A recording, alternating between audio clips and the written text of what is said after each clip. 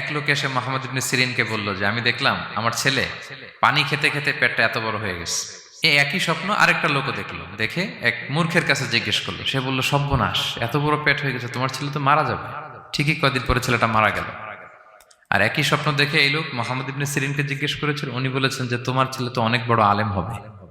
ঠিক তাই হয়েছে, ওই ছেলে অনেক বড় আলেম হয়েছে। তো ফাইন্না রুইয়া তাকাউ আলা মা তুআব্বার, স্বপ্নের ব্যাখ্যা তেমন হয় যেমন এটার ব্যাখ্যা করা হয়। রাসূল সাল্লাল্লাহু আলাইহি ওয়াসাল্লাম একবার স্বপ্নে দেখলেন যে তিনি ওনাকে দুধ দেয়া হয়েছে, বাটিতে দুধ খাচ্ছেন, পরে আঙ্গুলের ফাঁক থেকে দুধ বেরোচ্ছে। এই সামান্য একটু দুধ রাসূল সাল্লাল্লাহু আলাইহি ওয়াসাল্লাম উমরে ফারুককে দিলেন। সাহাবারা বললেন, মাযা আউয়ালতা বিহি ইয়া রাসূলুল্লাহ, এটা তাওয়িল কি? তখন বললেন, আউয়ালতু বিহি আল ইলম, এটা দিয়ে আমি জ্ঞান বুঝিয়েছি, মানে উমরে ফারুকের আল্লাহ তাআলা অনেক জ্ঞান দিবে। স্বপ্নে কেউ দুধ খাচ্ছেন, এটা আপনার জ্ঞানের প্রতীক। রাসূল সাল্লাল্লাহু আলাইহি ওয়াসাল্লাম স্বপ্নে দেখলেন লোকজন দাঁড়ানো, কারো গায়ের জামা এতটুকু, কারো এতটুকু, কারো হাঁটু পর্যন্ত, আর উমরে ফারুক জামা একেবারে টেনে হিচড়ে যাচ্ছে। তো সাহাবারা বললেন, মাযা আউয়ালতু বিহি ইয়া রাসূলুল্লাহ, এই স্বপ্নের তাওয়িল কি, ব্যাখ্যা কি? রাসূল সাল্লাল্লাহু আলাইহি ওয়াসাল্লাম বললেন, আউয়ালতু বিহি আদ-দীন আত-তাকওয়া, এটা দ্বারা আমি দিনদারি বুঝিয়েছি, মানে উমরে ফারুকের দিনদারি অনেক বেশি। স্বপ্নে কেউ ছোট জামা দেখলে তার দিনদারি কমতেছে, এটার একটা আলামত। তো এই জন্য হুট করে স্বপ্নের কথা কাউকে শেয়ার করতে নেই। রাসূল সাল্লাল্লাহু আলাইহি ওয়াসাল্লাম ফজরের সালাতের পরে মসজিদে নববীতে সালাম ফিরিয়ে সাহাবাদের দিকে মুখ ফিরিয়ে বসতেন, তাসবিহ পড়তেন, এরপর জিজ্ঞেস করতেন, হাল রাআ আহাদুম মিনকুম আল বারিহাতা রুইয়া, গত রাতে কেউ কোনো স্বপ্ন টপ্ন দেখেছে নাকি?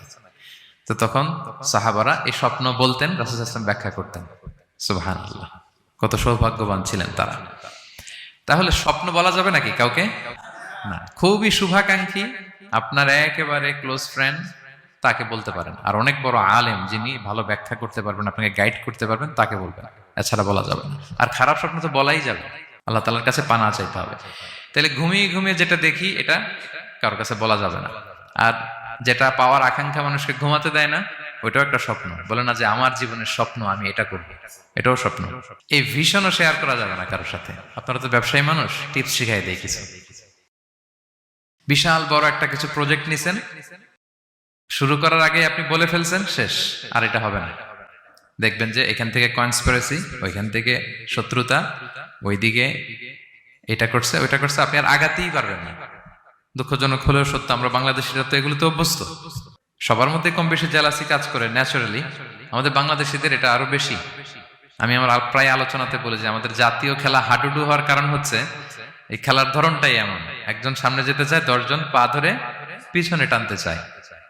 তা আপনি আপনার ভিশন শেয়ার করলে বিপদে পড়ে যাবেন। আপনি প্রপার হোমওয়ার্ক করবেন, গ্রাউন্ড ওয়ার্ক করবেন, কাউন্সিলিং করবেন, প্রজেক্ট দাঁড় করাবেন, লঞ্চিং প্রোগ্রামের দিন সবাইকে জানাবেন।